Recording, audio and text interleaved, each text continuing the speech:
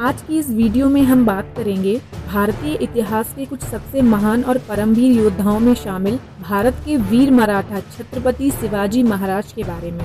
शिवाजी महाराज का पूरा नाम शिवाजी राजे भोसले था और इन्होंने ही भारत में मराठा साम्राज्य की स्थापना की थी। छत्रपति शिवाजी महाराज का जन्म 19 फरवरी सन 1630 में शिवनेरी के किले में हुआ था। ये किला पूना शहर के ही पास है। शिवाजी महाराज के पिता का नाम शाहजी राजे भोसले था और ये बीजापुर सुल्तान की सेना के एक अफसर थे और इनकी माता का नाम जीजाबाई था। बचपन से ही शिवाजी अपनी माता और गुरु रामदास की देखरेख में पले बड़े। शिवाजी की माँ उन्हें बचपन से ही रामायण महाभारत जैसे ग्रंथों की कहानियाँ सुनाया करती थी और वीरता से भरी हुई कहानियाँ सुनाया करती थी। जीजाबाई बड़ी ही सुशील और विद्वान महिला थी और शिवाजी महाराज की प्रथम गुरु भी थी। उनकी माँ के अच्छे संस्कारों और उनकी बातों का शिवाजी महाराज पर गहरा प्रभाव पड़ा। शिवाजी महाराज जब छोटे थे तभी उनकी माता खेल खेल में युद्ध लड़ना, तलवार चलाना सिखाया करती थी। यही कारण था कि बहुत छोटी उम्र में ही शिवाजी महाराज एक कुशल योद्धा बन गए थे।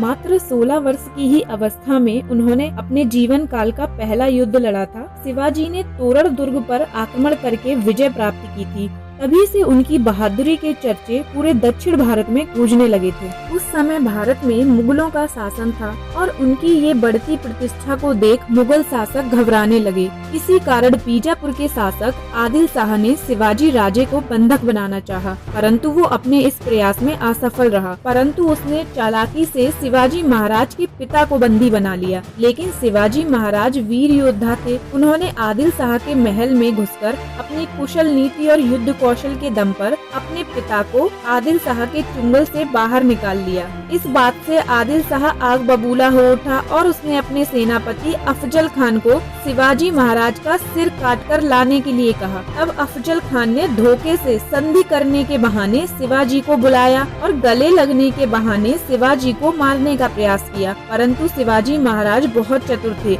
वे पहले से ही अपने कपड़ों में एक चाकू छुपाकर ले गए थे। जब अफजल खान ने उन्हें गले लगाकर मारने का प्रयास किया तो शिवाजी महाराज ने अपने चाकू की मदद से उसका खात्मा कर दिया। इसके बाद शिवाजी महाराज ने सन 1657 के बाद से मुगल प्रदेशों पर आक्रमण करना शुरू कर दिया। एक दिन शिवाजी महाराज ने अचानक से रात्रि को पूना पर आक्रमण कर दिया, जिसमें कई मुगल सैनिक मारे गए और शिवाजी ने पूना पर कब्जा कर लिया। इसके बाद सन 1661 में करतलब्द खान को छत्रपति शिवाजी महाराज से युद्ध के लिए भेजा गया। उम्बर खिंड के युद्ध में मुगलों की बड़ी बड़ी सेनाओं को मराठों की छोटी छोटी सेनाओं ने अपनी वीरता और गौरिल्ला युद्ध नीति के बल पर हरा दिया। इसके बाद सन 1664 में छत्रपति शिवाजी महाराज ने सूरत पर आक्रमण किया और वहां से बहुत ज्यादा धन दौलत उन्हें मिला। इसके बाद औरंगजेब ने संधि के बहाने शिवाजी महाराज को आगरा बुलाया, जहां उन्हें उचित सम्मान नहीं दिया गया। इसके खिलाफ उन्होंने अपना रोष मुगल दरबार में निकाला, जहां उन्होंने औरंगजेब को विश्वासघाती कहा और उस पर छल करने का आरोप लगाया। जिसके बाद औरंगजेब ने शिवाजी को उनके पुत्र संभाजी के साथ कैद कर लिया और शिवाजी पर 500 सैनिकों का पहरा बिठा दिया।